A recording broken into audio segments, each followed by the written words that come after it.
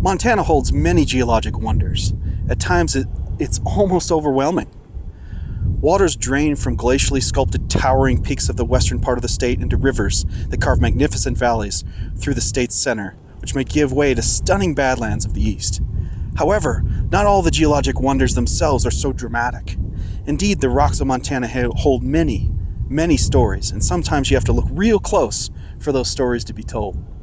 Let's check out one such place at the Great Unconformity here at Camp Creek. So I'm at a nondescript parking area on Camp Creek Road, a couple miles east of Melrose, east of I-15. And right now I'm looking more or less north. And I'm told there's something very special in the Montana geologic record here. So let's use our Geology 101 skills and check this out, see if we can figure it out. Okay, so first of all, let's take a look at this outcrop from a distance. And what we notice is there's some parallel lines, and they seem to be moving from lower left to upper right. So a lot of times what we'll see is sedimentary rocks have these bedding planes, these parallel lines. Of course, those were laid down originally flat. And so let's just use these two rocks here as an example. So if you think about originally sedimentary rocks are laid down by water or wind and they're flat. Something has to happen tectonically in order to make them look like those rocks we're seeing. So some sort of mountain building or tectonic action. Now also, when we have them flat, it makes geologic sense that the older one, this sort of purplish pink rock, is older on the bottom. The younger one is then laid down on top of it. So when we go like this, we're dipping to the west if we're looking north. And so as we walk to the west along Camp Creek Road, you would expect the rocks to get younger and younger and younger. Alternatively, as you walk to the east, to the right, you'd expect the rocks to get older and older and older. So that's one thing we'll think about. We're assuming right now these are sedimentary rocks. What we need to do is go up to them and take a quick look to make sure we can identify them as sedimentary rocks. We want to make sure we look at a rock that is in place, that is part of the outcrop, because these rocks laying on the ground could have been moved here by different forces, people, all sorts of different things can move these rocks around. So we want to make sure we're looking at what's called an outcrop. So we're still in the same unit here. I see a spot here where I can get my hammer on it, and we can sort of take a look inside the material. Okay, so we're here. We want to knock a piece off to make sure it's fresh, and we're looking at what the rock actually is. And indeed, we see these sparkles, and it's just a bunch of grains of quartz sand. So this unit is a quartz sandstone with the bedding right along here. So indeed, it's a quartz sandstone that was laid down flat and now is tilted to the west. And so as we walk east, we should get older and older rocks. What you also do is you take a look at this.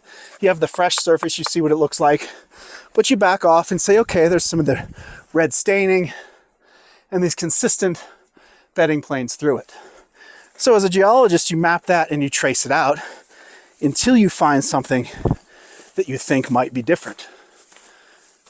All right, so as we come up to this corner here, this rock at my feet, certainly a different color, and we start to look at it and it has a different nature to it. So let's take a look inside of it. Oh, indeed. Glint that in the sun.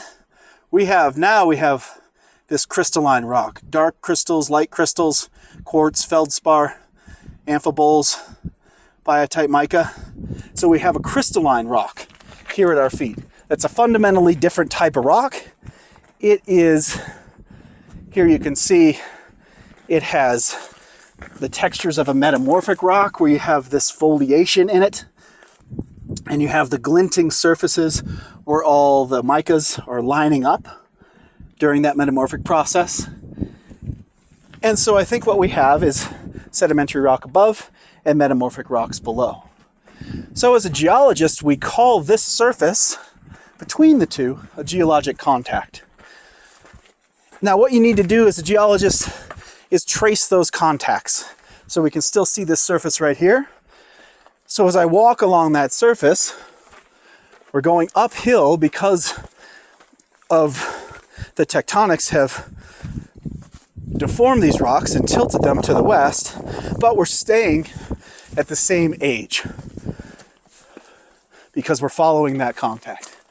Now you can really see it here, indeed, in front of us, below the sandstone, we still have that crystalline, metamorphic, maybe some igneous rock as well. So what the geologists do is for the older rock, you can see here these crystallized materials and this nice sheen on the surface. You'll look for a datable mineral and you'll use radiometric dating to get an absolute age. And in the sandstone above it, there's also shales in this area. You look for some fossils to get an age on those materials. And it turns out this very spot is what we call the Great Unconformity.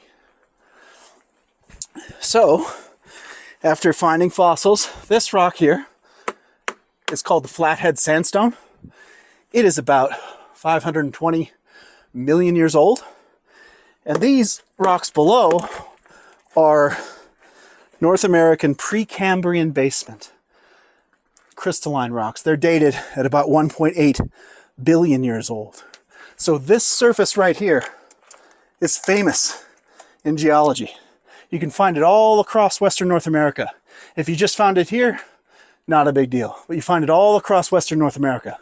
And we call it an unconformity. This is a time of great uplift and erosion and uplift and erosion.